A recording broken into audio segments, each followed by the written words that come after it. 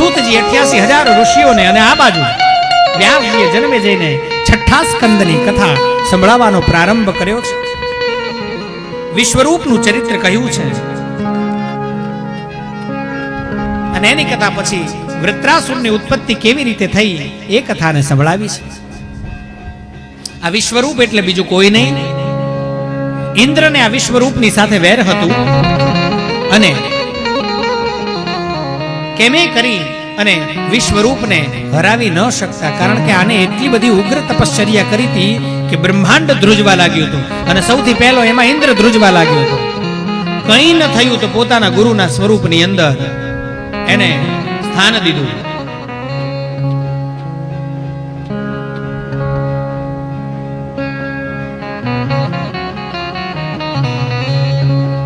ત્વષ્ટા આના પિતાનું નામ. સ્થાન મળતા ત્વષ્ટાએ ના પાડી છતાંય અંત તો ગતવા ઇન્દ્રએ મસ્તક ઉતારી લીધું છે.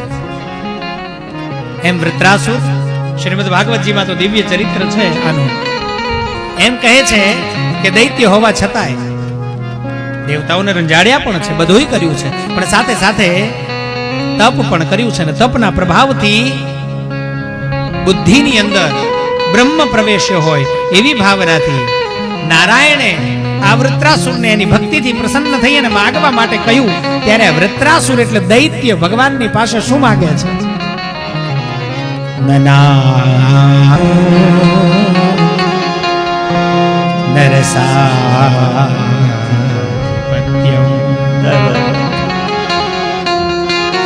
ન સાર્વભૌમં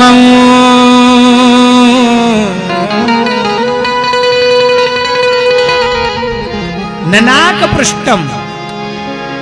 આ 14 બ્રહ્માંડમાં નાક સમાન, નાક સદૃશ એટલે સૌથી ઉપર જે છે ને એ સ્વર્ગ છે. નાક એટલે આ નાક નહીં હો, આ તો ઉદાહરણ આપ્યું. પણ નાક એટલે સ્વર્ગ. સ્વર્ગને બીજા શબ્દમાં નાક કહેવાય. નાક પૃષ્ઠમ. ભગવાન કહે છે વૃત્રાસુર માગ, તારે શું જોઈએ છે? અને ત્યારે વૃત્રાસુર કહે છે સ્વર્ગનું રાજ્ય મારે જોઈતું નથી. નર સાધિપત્યમ.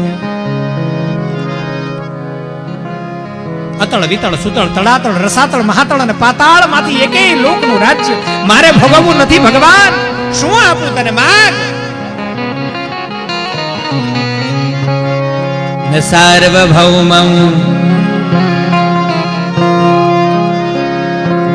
ન ચ પાર. આ ત્રણેય લોકનું સાર્વભૌમત્વ, એનું પારમેષ્ઠ્ય મને ન ખપે. નથી જોઈતું મારે, નથી જોઈતું. સારું, હવે જે ન જોઈતું હોય એને સાઈડમાં મૂક. તારે શું જોઈએ છે કે? અને ત્યારે વૃત્રાસુર કહે છે હે ભગવાન, જો તમારે દેવું હોય તો જે સુખ તમે કૃષ્ણાવતારે ગોપીઓને દીધું ને ઈ સુખ અમારે જોઈએ છે. ઈ સુખ મને આપો. વૃત્રાસુર, ગોપીઓને મેં ઘણા બધા સુખ દીધા છે અને ક્યારેક ક્યારેક વળી પાછા દુઃખ પણ દીધા છે. તમારે એમાંથી શું જોઈએ છે? તમારા દીધેલામાં ગોપીઓને સર્વથી શ્રેષ્ઠ મસ્તક ઉપર મુકુટની સમાન હોય તો એ તમારો વિરહ છે. પ્રભુ, મને તમે તમારો વિરહ આપો. દાસાન દાસ ભવિતાસ્મિ તમારા દાસના દાસ, એના દાસ થઈને રહી, એના ચરણ કમળમાં એની સેવા કરીએ. તાજું જન્મેલું વાછરડું વગડામાં ગયેલી ગાયને જેમ ઝંખે,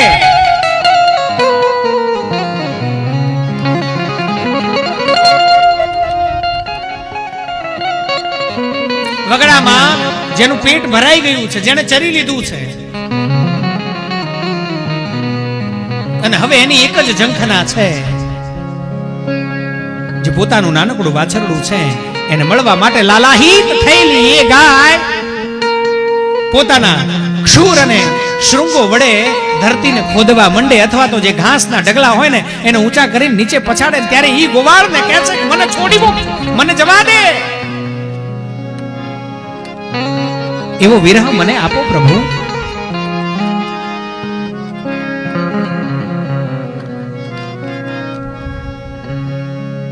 જેનો પિયુ વર્ષોથી પરદેશમાં વસે છે,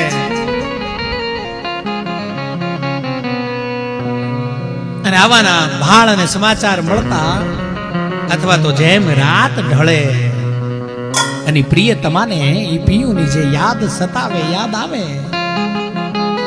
એવો વિરહ પ્રભુ મને આપો. આ માગ્યું છે, આવો વિરહ માગ્યો છે.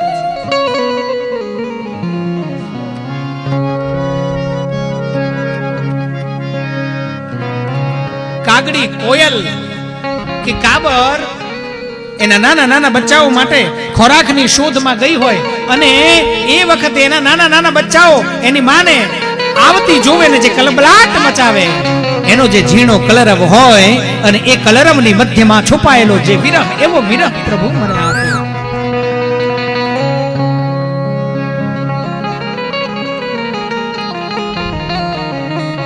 વૃત્રાસુર છે, દૈત્ય છે, એને ભગવાનની પાસે આવું માંગ્યું છે. આપણે વિચારવાનું રે કદાચ ભગવાન કે જગદંબા પ્રસન્ન થઈ જાય તો આપણે શું માગીએ, પણ વિરહ ખૂબ થયો. આવો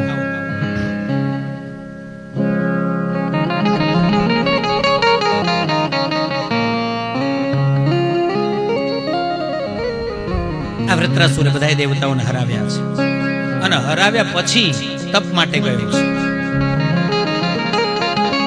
ફરી પરાજય પામેલ ઇન્દ્ર શંકરના શરણે ગયા છે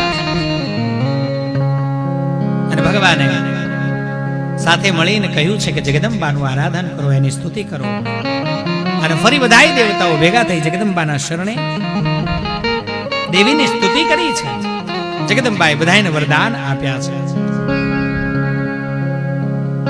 અને વૃત્રાસુરનો વધ થયો છે. વજ્ર બનાવવામાં આવ્યું છે આને હણવા માટે. ઇન્દ્રનું જે વજ્ર બન્યું ને એ વૃત્રાસુર માટે.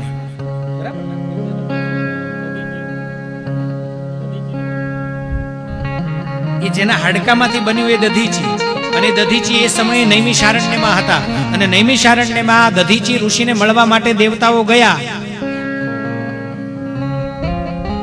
પણ સીધે સીધું એમ કહેવાય કે તમારા હાડકા લાવો, ન મગાય.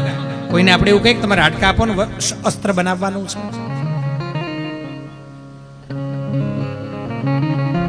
વૃત્રાસુર નામે દૈત્ય છે, એ દૈત્યનો આ પૃથ્વી ઉપર હાહાકાર છે અને એને હણવા માટે થઈ અને તમારા હાડકાની જરૂર છે. આપશો? કોઈ આપે? આપે? દેવતાઓએ આવીને વંદન કર્યા છે. દધીચીએ કહ્યું, મને ખબર છે તમે કેમ આવ્યા છો, મને કઈ વાંધો નથી. મારા અસ્થિને, મારા હાડને આપ લઈ જાઓ, એમાંથી અસ્ત્ર બનાવો, મને કઈ વાંધો નથી. પણ મારી એક ઈચ્છા છે, એ તમારે પૂરી થઈ જાય. હું મારી ઈચ્છા પૂરી કરી લઉં. એમ પણ નથી કીધું કે તમે કરી દો, હું મારી ઈચ્છા પૂરી કરું. પછી હે દેવતાઓ, કારણ કે આ દેવતાઓને તો ત્યાં શાસ્ત્રમાં એ જગ્યાએ નૈમિષારણ્યના મહાત્મ્યની અંદર આ કથામાં પોતાનું કાર્ય સિદ્ધ કરનારા, પછી તું કોણ ને હું કોણ. પણ છતાંય આ બ્રાહ્મણના દીકરાએ દધીચીએ પોતાના હાડકા આપવાની પણ ના પાડી નથી. પણ દધીચીએ કહ્યું કે મારે મારા જીવનનો એક નિયમ છે, એક લક્ષ્ય છે, એક બાધા છે, એ જો પૂરી થઈ જાય તો પછી તમે સુખેથી મારા હાડને, હાડકાને, અસ્થિને લઈ જાઓ, મને કઈ વાંધો નથી. અને ત્યારે બધાય દેવતાઓએ તરત જ એમની ઈચ્છા પૂછી છે. ત્યારે દધીચીએ પોતાની ઈચ્છા જણાવીને કહ્યું છે,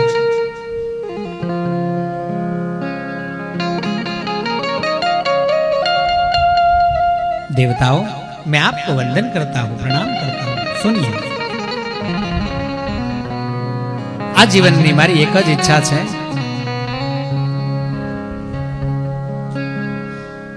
आ भारतवर्षना आ आर्यवर्तना जेटला पण तीर्थो छे ने ए बधाय तीर्थों ने जेटला पण देवालयो छे, जेटला पण समुद्र छे, जेटला पण वन छे, ए बधाय मारे पगे चालीने यात्रा करवानी छे.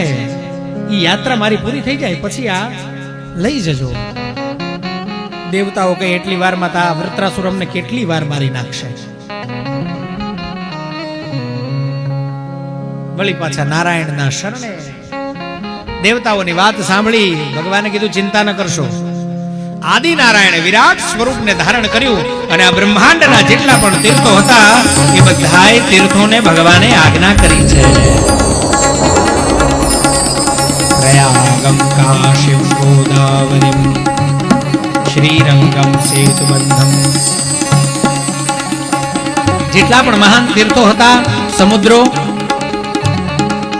મૂર્તિમંત બની આપ બધાય નૈમિષારણ્યમાં જાઓ, હાલ ને હાલ આખાય બ્રહ્માંડના તીર્થો, નદીઓ, પવિત્ર જળાશયો, દેવાલયોમાંથી મૂર્તિ પ્રગટ થઈ અને આખાય બ્રહ્માંડના તીર્થો જ્યાં અત્યારે ચક્ર તીર્થ છે ત્યાં ભેગા થયા છે. ભગવાને દધીજીને કહ્યું જાઓ, આખાય બ્રહ્માંડના તીર્થો આવી ગયા, પગે લાગેલા. દધીજીએ બધાય તીર્થોને જઈને પગનો સ્પર્શ કરીને વંદન કર્યા છે. નારાયણ આપની કૃપાથી મેં બ્રહ્માંડના બધાય તીર્થો કર્યા, હવે મને કઈ વાંધો નથી. અને દધીજીની ઈચ્છા પૂરી થઈ. ગાયને આગળ કરી છે. ગાયે શરીરને ચાટવા લાગ્યું છે. ચાટતા હાડ વધ્યું. એ હાડને પવિત્ર કરી અને પછી એમાંથી વજ્ર બનાવ્યું અને વૃત્રાસુરનો વધ કર્યો છે. શ્રી અંબે હૈ હૈની કથા સંભળાવી છે.